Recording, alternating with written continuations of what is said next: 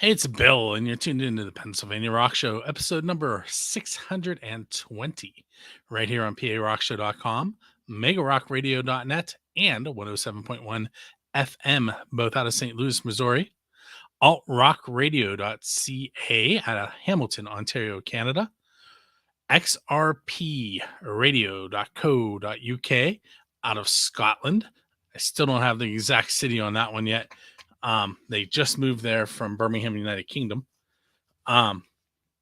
Then we have RooterooRadio.com on the beaches of San Diego, California, and right here in the thriving metropolis of Leechburg, Pennsylvania, BillDescene.com/radio. This is the Pennsylvania Rock Show, and with me tonight is Mighty Casey, also known as Mudville. What's up, Mudville? Hi, Bill. How are you? I'm good. How are you? Happy holidays coming up.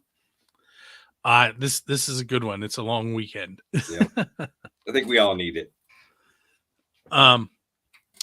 So those of you that have been keeping up tabs, my forehead is starting to get a little better. Yeah, nasty spill.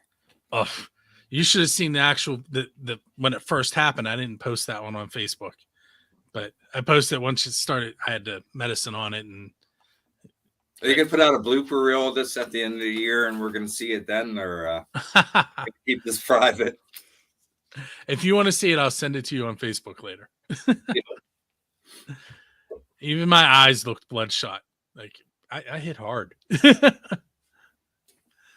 But anyway, so this has been Keystoners out there and everybody else on the World Wide Web. Say hi to them tonight. So I want to start off with a question that kind of fits your biography, because you talk about starting in 1908, and I see 1926, and yeah. So the question that I want to throw at you is, if you're walking down the street after playing a show, and there's a DeLorean sitting there with his door open and a flux capacitor in the back, and you can hop in there and go back in time, what part of time are you headed to, and what band are you going to hang out with? Oh, that's an easy question, but I wouldn't need the DeLorean. I'm already electrically lightning charged. But I would definitely go back to about, I think, 1942 and see the Glenn Miller Orchestra in its prime, when it was the Army Air Force Band during the big band age. Believe it or not. That is not an answer I've gotten before. Yeah. Let's go my normal route now. Let me ask you my cliche question. I'm guessing that the name comes from the poem, but where does your stage name and persona come from? I was doing music in New York City under a different form of Casey name, and I was about to move back to Pittsburgh. My dad had passed away. It was 89, and I'd already been a solo artist about 7 years, and I was rehearsing, and a friend came in next door who was big into the softball league with a bat on his shoulder. And he told me that I had a mighty song for one person. And just this light bulb went off in my head. I thought, okay, it's time for a new identity, a new story. I was already building on the character I was building on under a different name, but I just rolled this new aspect into the whole storyline, basically. So it's kind of started that way. So it was literally like, man, you have look at you. For those hold that thought for 1 second. For those of you that are listening on one of the radio stations, he just picked up a wooden bat while he was talking. Sorry, go ahead. Okay. So that's the story behind that. The Casey was already there. He gave me the mighty. My outfit that I play in is almost a tribute to rock and roll. I normally have the black anti-glare under my eye, which is a tribute to Motley Crue. The baseball uniform is kind of a tribute to Angus Young. Things like that. And it's a nice, people won't always remember my name, but they'll be like, oh yeah, the baseball player who played the guitar. So it's like part of marketing, and it's a great character to play. I love history. You can test me on anything in history you want. I've been there, future, past, been there, done that. It's the best cover story for the only active OSS agent left on the planet. Tell us what OSS stands for. It's the Office of Strategic Service. It was disbanded in 1945 by J. Edgar Hoover. It was originally run by Bill Donovan, and they decided to keep me because of my special skills, kind of underground and away from what eventually rolled into becoming the CIA. So you're an OG. I am. I have handlers, federal handlers, who will give me a call and they'll ask me to go out and go somewhere or do something, and I go and do it. Let's see, this interview has been a long time coming, because you definitely sent some music a while back, and I was like, right. I don't know if I can play that. But then the last set you started sending me, I'm a diverse writer. Kevin's laughing, but Kevin, you have to realize I teach at a Catholic school. And see, my producer is laughing because he's not seen me in character yet. He's seen me. I know your songs, and I'm like, oh yeah, he does know the history. Your PC take, but yes. Well, my last album, I admittedly, Play Dirty Live, was a return to my roots, which is basically punk rock, and I left out no words of, how would you say it, censorship. I just let it fly, and I stay true to my roots there. But you know, you move on, you grow, you do different types of music, and this current album is a little bit of all my influences, from punk to bluegrass to big band to, we're actually working on a reggae song now to finish it up, so we'll have some reggae too in it, and some standard rock and roll. I had, I can't think of his JJ. Oh, I can't remember his last name. Smith, JJ Smith. He was in Swampers, and oh, I can't remember what else, but like from Jamaica, right? Came in like this one. Yes, but you better not. Yeah. But I couldn't get him to take his hat off and show me his dreads. They were there. I could see them in the. He had no hair on top and just had the dreads. Maybe. But part of my name, you mentioned that, Bill, actually comes from my ability. I'm like the Rich Little of rock and roll. I could talk to you like you have a virus in your Microsoft computer and sing a song that way if I have to, my friend. Or I can give you a little bit of the London Cockney sound, and we'll talk to you while I go out for a spot of tea. Or just your standard Southern American singer like Skinner, your Midwest sound, which is my normal sound. And I kind of just use all these different voices to have a blast, especially live.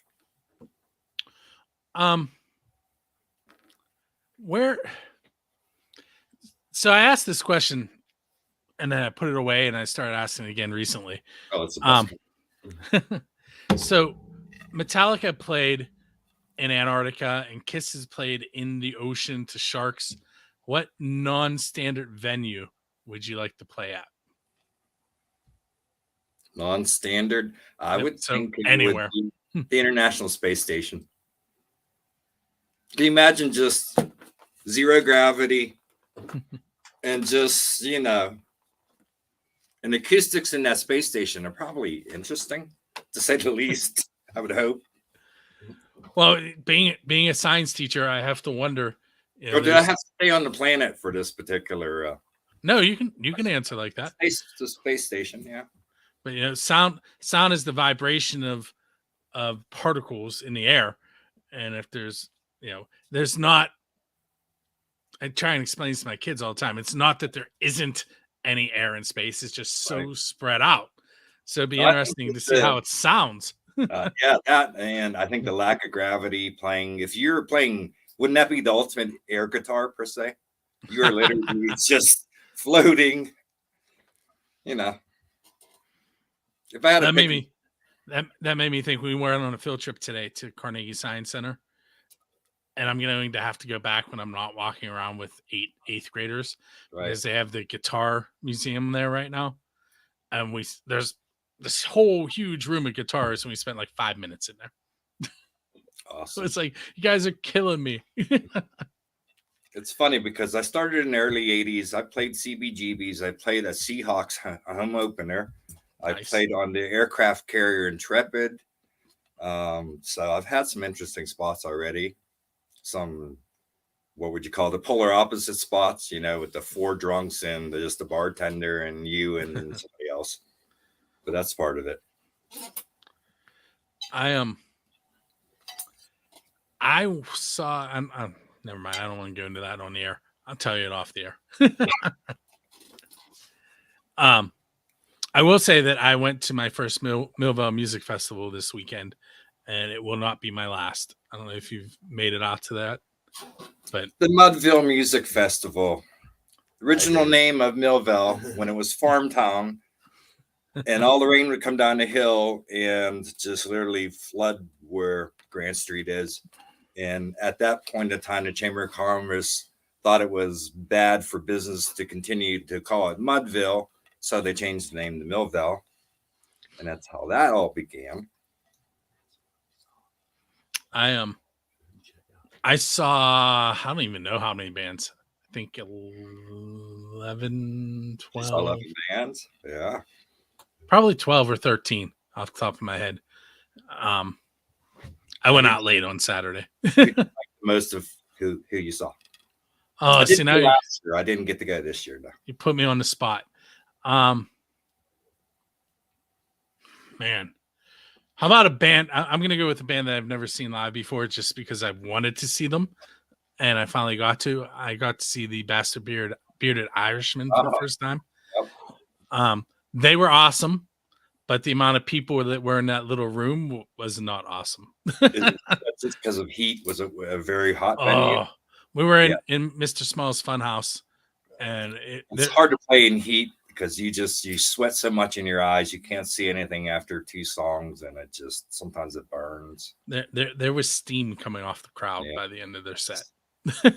It's tough. I'd rather have to warm up and play than try to figure out how to cool off. And a lot of my shows are high energy, and it's 11 songs in 40 minutes, like Ramon style, and it's a really aerobic workout. But I feel great when that happens. You get that natural high of that workout, just like running. It's wonderful. Since you mentioned different genres that you've played, what's your favorite genre to play and why? Of music? Yep. Punk rock, easily. I'm a person of the 60s who grew up with protest music.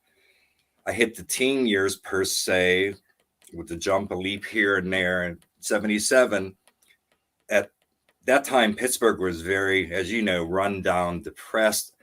I had English pen pals. We used to exchange cassette tapes, and I would send them our music, and they would send me stuff like Sex Pistols and Kate Bush and Bob Marley and X-Ray Specs. So I got a leg up on a lot of these bands. And the first time I heard the Sex Pistols, I could definitely relate because I was seeing no future as a teenager in Pittsburgh when the steel mills and those industries were closing. I could see that need to almost feel like you needed to get out. Hey, before we go much further, I forgot to mention the songs that were already played on the show, and I want to do that real fast. Okay. The first song you heard was Monsters by David Hipshin, and then you heard a brand new song from Post Traumatic. I say their name wrong all the time because of the way it's spelled. It's Post Traumatic, but yes. it's spelled like trauma and then T-I-K. Yep. Friends of mine. And Dave, too. I hope Dave's recovering and doing better, and I hope to see him out again soon. Post Traumatic's song is called Flight of the Mothman. Yes, I listened to it the other day. I can see how it'll definitely fit with the movie. Yeah, it rocks. And then that's where we're at, actually. Nice. The next couple of songs I have are after we talk a little bit more. Okay. So David, I've known him for a while. He's played at least twice in my living room on this show. Nice. And then Post Traumatic, I'm going to say recently. I met them recently, but the show started in 2004, so recently could be the last 10 years. Right. If you were going to create a band to manage from this music scene, who would you put in the band? It can't be you. You're This only allowed to manage. as a Western PA. Yep. I don't know. Let me call in my executive producer, Kevin, because I'm so into writing and doing my own thing that I can't really give you specific names as much as he can be able to relate and be up on a little more things than I am. It's Kevin. Hey, Hi, what's up? Kevin. Hi, how's it going?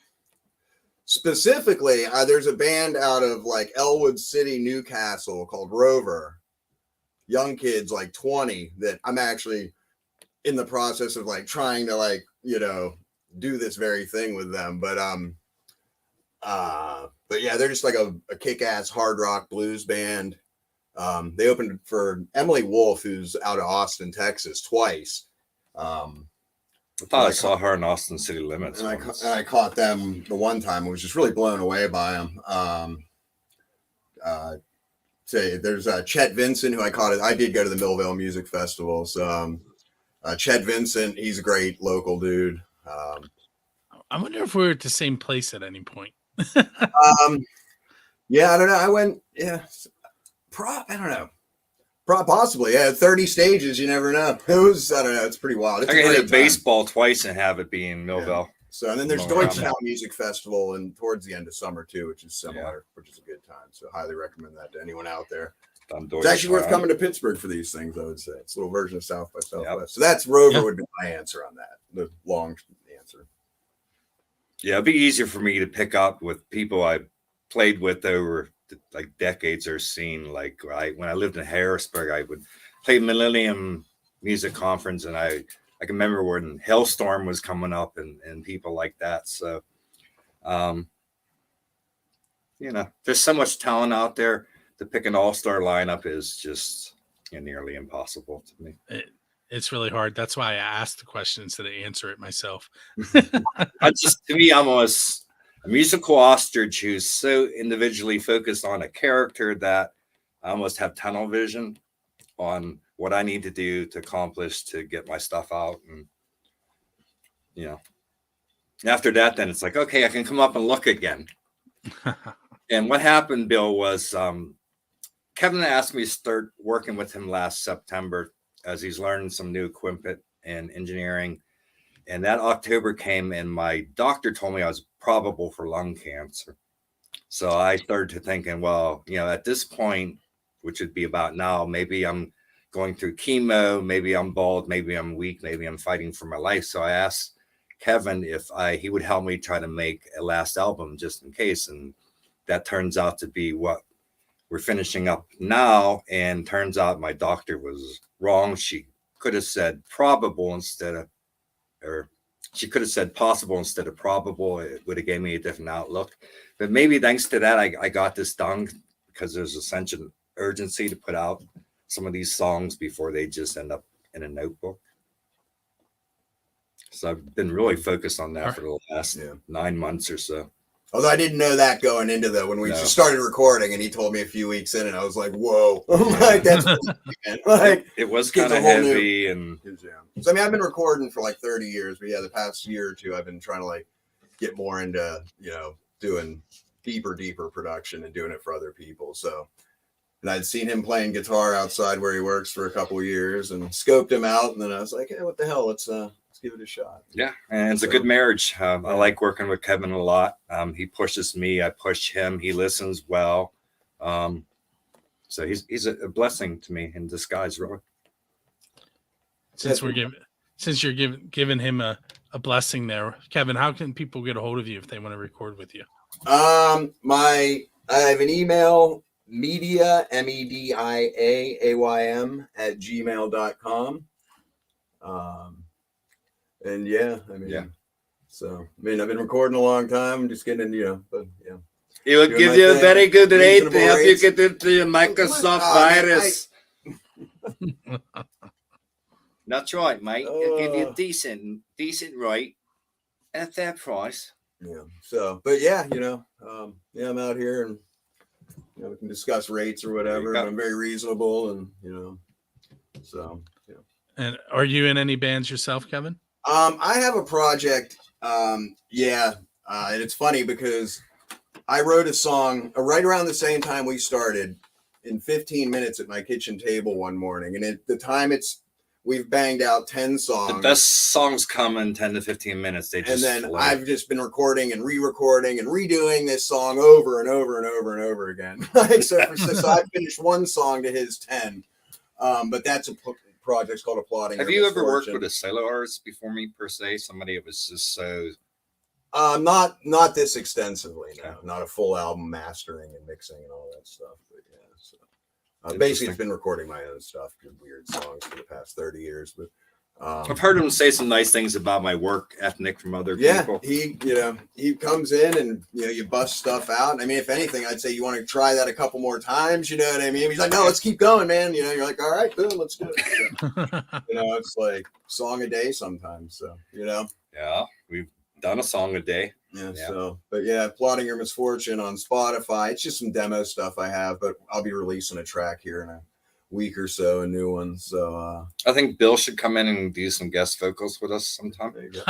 That's because you haven't heard Bill sing. We'll find something to match your voice. I write plenty of comedy songs. We'll find something for you. It'll be a comedy, all right. It'll be a comedy of tears. When I start singing along in the car, my kids tell me to shut up, and they're polite kids normally. Just say, I'm sorry I had you. Just keep it.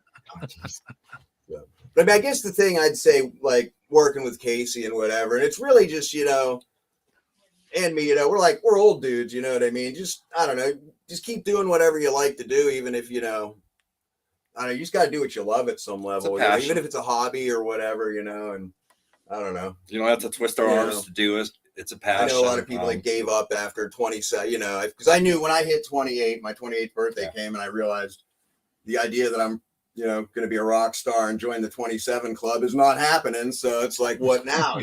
To be honest, I never desired to be rich or famous doing music, and I love my privacy. Hence, follow your passion. You're not getting my real name. Do your thing. Nobody ever has. So. I think you put it on the form, but I purposely asked you what to call you. But yeah. So, the Prussians taught me to lay down fake name, comrade. I tell you what, before we go too much further, because I have about time for like another 10 minutes from you. Why don't you tell me a little bit about the song that we're going to play tonight, Memorial Day? Memorial Day, I actually wrote in a cemetery last summer. I like to go there and meditate, chill out. It was a beautiful, sunny, breezy day, blue skies. The flags were still up. It was last June from post-Memorial Day. And there's a couple vets' graves I take care of there. I stopped by and the words literally just started to come to me. The wind is blown, the flags were waving. It started to write itself, literally. And it's really a tribute to the vets of our country and the heroes. And if you ever talk to vets, they always say that the real heroes are the ones who didn't come back. So it's kind of about that. But the weird thing about the song, it's the oddball in the album to me because it goes back to my roots of Flat and Scruggs bluegrass, which I grew up loving to play. And it's a big part of my picking, even in electric guitar. So it's a bluegrass country tune with a little bit of maybe gospel twist to it, but it's nothing like anything else on the album.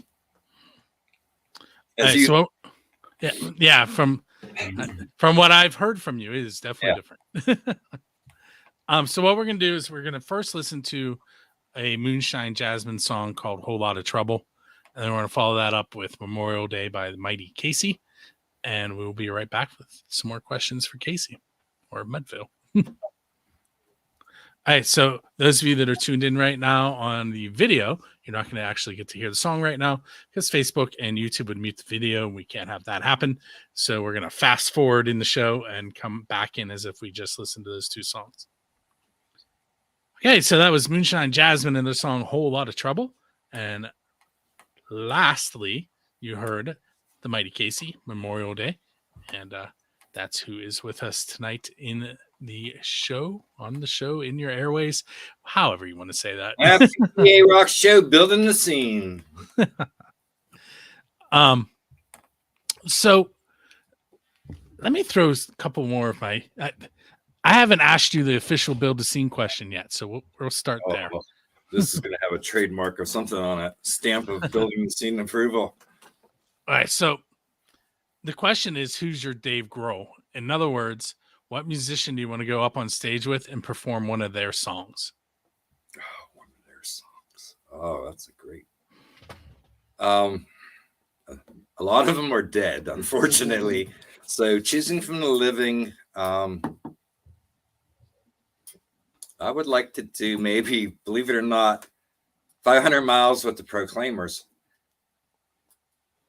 I would walk. See there, Yep. I can't sing. Yes, I know I'm gonna be, I'm gonna be the man who gets along with you. Yep. Yeah. That'd be fun. Hold on 1 second.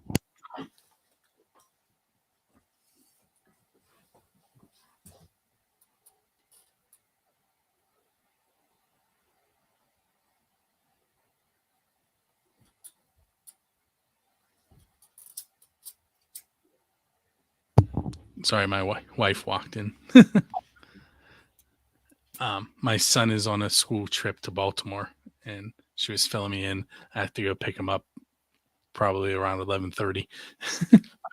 So we'll cut this out of the show, but it's going to stay in the video.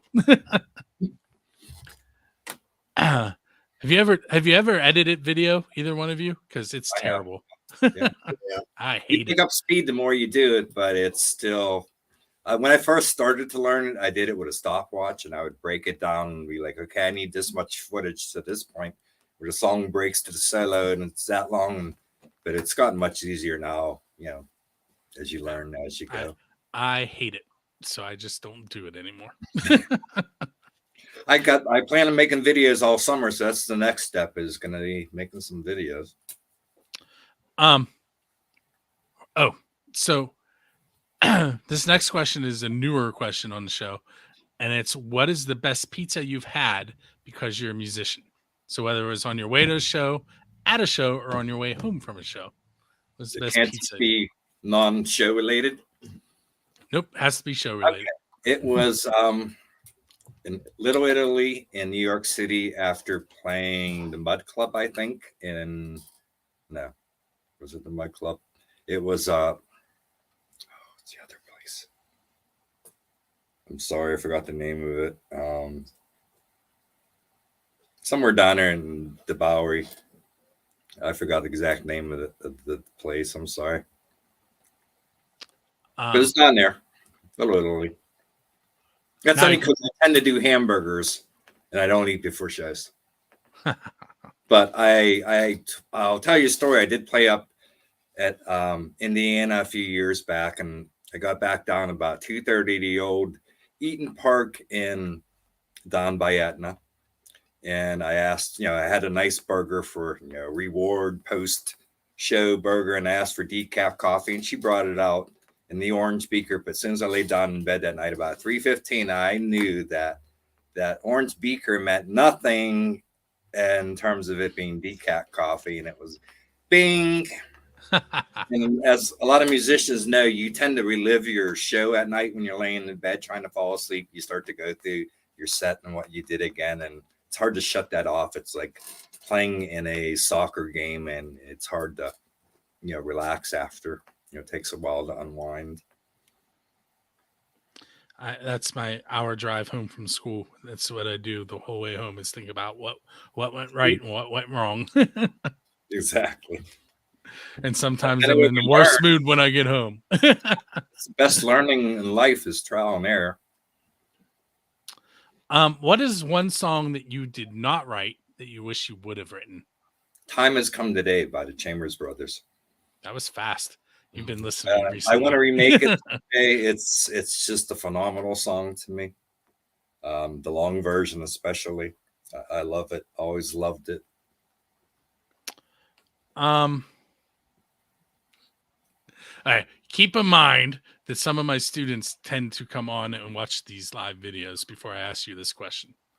All right. So there's an apocalyptic event, and it wipes out almost all the humans on Earth. So there's a handful of humans left, and it also knocks out all but one song from every musician in the history of time. which Mighty Casey song should And survive and help repopulate the earth? I don't know if I can say the title of that one. One popped to mind that is very, I don't know, noisy in a certain manner. I don't know if you know which one it is, Bill. I think it's probably the one that you sent me the first time, and I was like, I don't think I can play that. Ending that puts a smile on your face. The last Yes. 30 seconds are hilarious. Yeah, Yes. that one. Okay. That one. You can find it on my Reverb Nation under blank blank blank that blank. Oh man. Go to Reverb Nation, read through the titles, you'll figure out which one he means. Yes. Thank you for censoring it. I think I might have an 18 and over on that I one. think it but- sounds worse censored. Actually, it's like oh my god. Are you familiar Like- with the band Leprosy? No. All right, so they've been together like I read the name, but I have not heard them. so they're a gore metal act, and they've been in together in some form for I think 34 years at this point right, in yeah, Pittsburgh. And the first time I had them on the show, I told them that they had to play a song that I could say the name of. So we ended up playing Splatterhouse on the Prairie. Now you have to go look. I am blushing after the last explanation of blank that blank.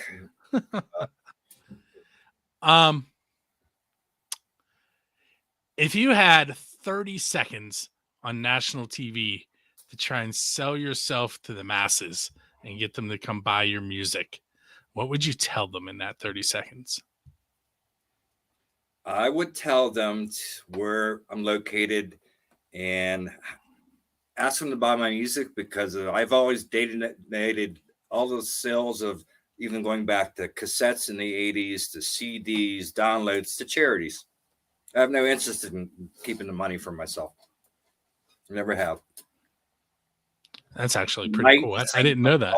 I'm a commander in St. Baldrick's charity. Can I have it? Money. People need it more than you, my I'm friend. kidding, I'm kidding. But that's what's actually always gone on with the money. And I think I've donated and helped raise over $169,000 now to kids' cancers. That's and awesome. charities and Brothers and Leukemia Society. Very cool. Keeps me internally happy in the grace of God. Last two questions. What's coming up for the Mighty Casey? nice Besides the creation of recording. Videos this summer of all the songs that are going to be on the albums. I'm going to turn into the videographer and put the stories to pictures as much as I can, because I've been focused on this since last September, pretty long. And I don't like playing in June, July, and August because it's too hot anyway. So I'm going to take those months off and try to get out again in the fall. I was trying to type something while you were talking, and I didn't hit the save button. So bear with me for 1 second. Sure. Try that again. There. Do I have that correct? Facebook.com/Mighty Casey. Yep, that will lead them to my Reverb Nation also. And So that's my next question. Where can they go to find you? www.reverbnation.com. Mighty Casey with the K, because a C guy is a rapper, but I've been around a lot longer than him. So Mighty Casey with the K. You'll see me in my Mudville uniform. Pretty easy to find me that way. Read my strange biography. Look at some of the older songs, and you'll actually see how they fit the biography. I've gone away from that in recent years, but there's a lot of songs under there going back a few decades. I lied. I'm going to ask you another question. How many songs have you recorded over the years? Do you know? 32 maybe. I would think somewhere around there. Yeah. Studio recording. Right. Do you have any upcoming shows or anything that you want to mention?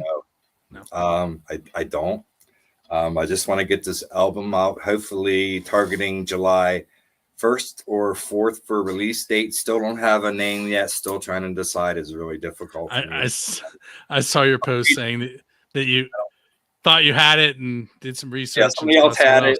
So I'm back to square one, and I'm leaning toward that could be it. Back to square one. Well, I actually like Tales from the Hot Stove League because it's written in the off season when I'm not playing ball. It was originally thought of to me as songs for 9 innings. So we'll see. No soon. All right. Well, I want to thank you for hanging out with me tonight. Oh, I've enjoyed it 100%, Bill. Thank you very much for having me. I appreciate it. No problem. And Kevin, thanks for joining in with us for a little bit. Oh, hey, thanks for having me. Good time. And for those of you that are watching or listening for the very first time, you can go to buildascene.com. Episodes number 289 through this one, 620, are available 24/7. The first 288 are on a drive somewhere, and they involved live recordings and live streamings in my living room. And we don't need to relive those. If you guys hang out for a minute, I'll talk with you off the air. For those of you that are tuned into the show on one of the streaming stations or through the website, I'm going to play some more of the best unsigned rock and metal that Pennsylvania has to offer. I'm even going to tell you who, which doesn't happen often, but I'm ahead of the game this time.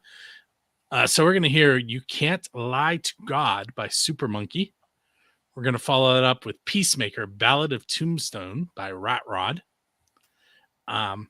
Dirty Romance by Royal Honey. And Heart Sick in the Basement by Steve Hawk. And then you're going to hear from John American Hilljack, who's going to tell you how to subscribe, leave comments, and all those things about the show. When you hear him, you'll know the show is ending, but that doesn't mean that you should hop off of the stations that you're tuned in on, because they are playing unsigned and independent music, and you never know, you might find your next favorite one. A baseball bat, because we know who you are. Peace out, PA from Mudville 15209.